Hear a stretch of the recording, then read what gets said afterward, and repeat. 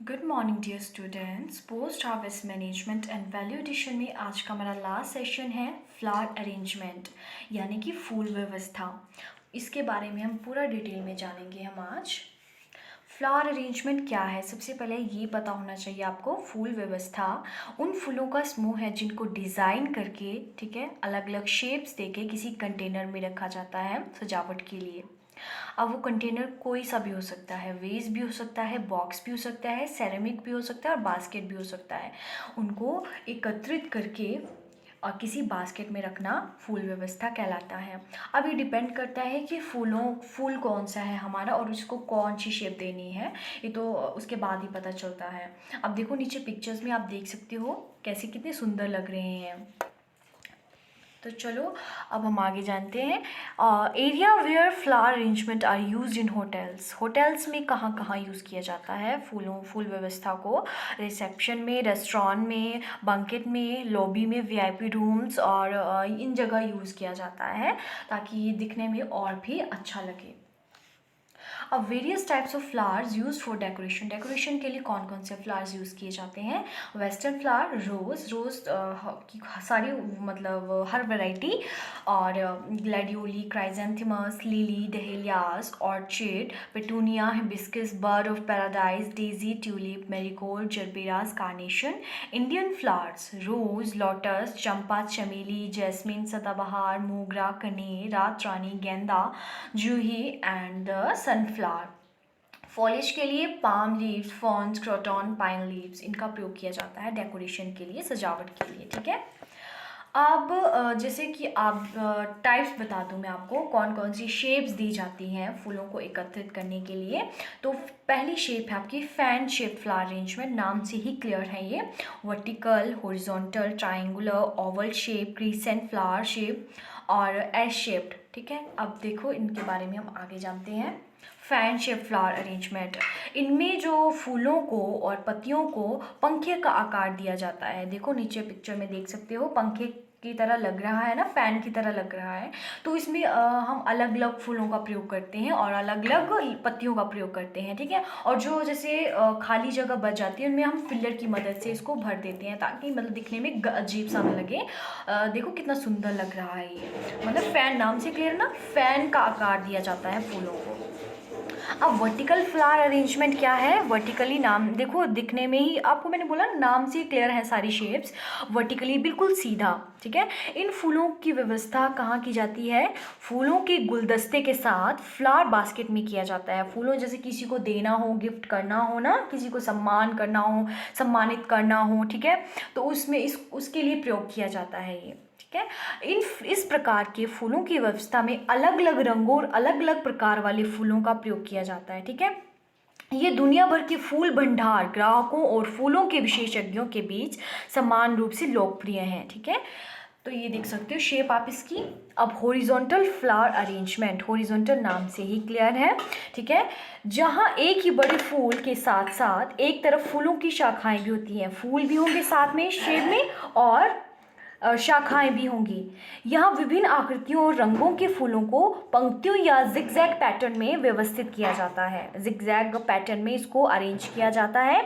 इसके अलावा इस प्रकार की फूलों की व्यवस्था में मजबूत सुगंध और गंध वाले फूलों का प्रयोग किया जाता है, ठीक है, समझ गए। और ट्रायंगुलर ये जो फ्लावर अरेंजमेंट है बहुत कॉमन है, ठीक है।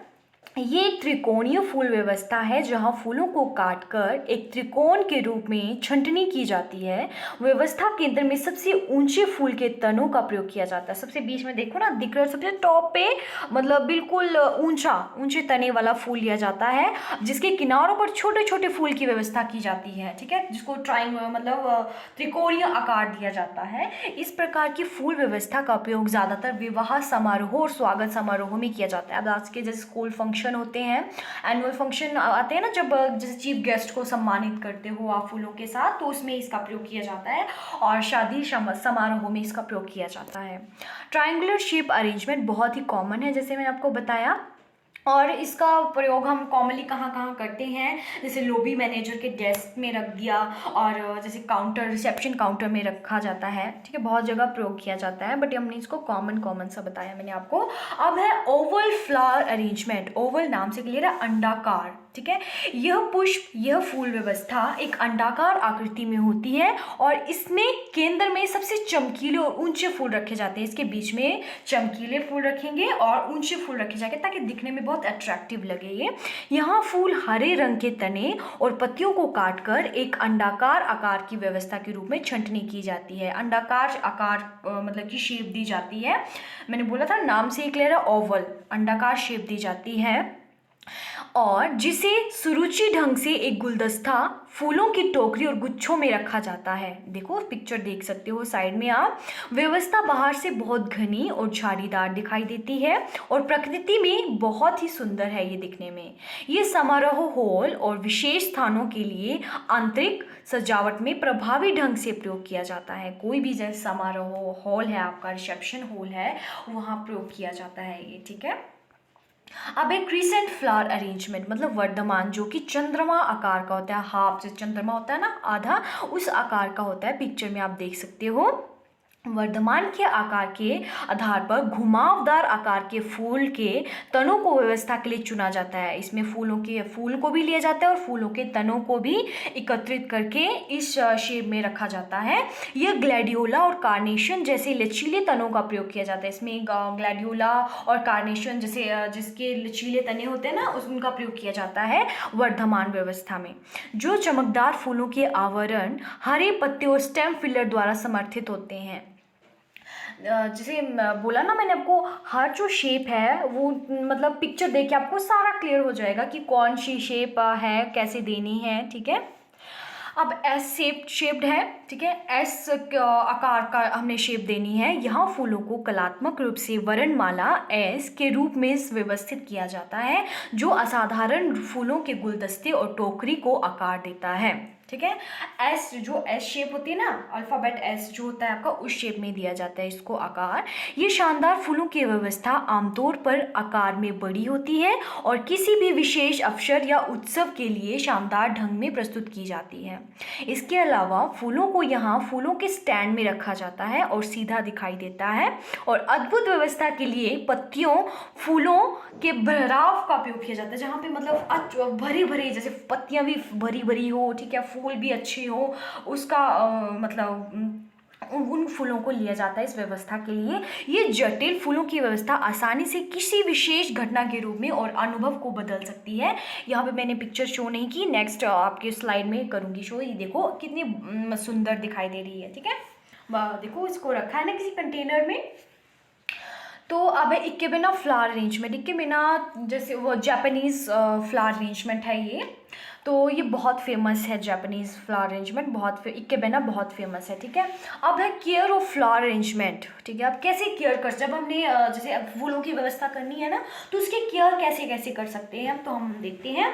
Never exposed arrangement to direct draught और सनलाइट, मतलब आपने ये ध्यान रखना है कि सनलाइट के पास नहीं लेके जाना है, ठीक है, क्योंकि अगर सनलाइट के पास रखोगे आप तो आपके फूल जो है वो मुरझा जाएंगे और आपका जो बेचारा बास्केट है या किसी भी कंटेनर में रखा है तो वो मुरझा जाएगा, ठीक है।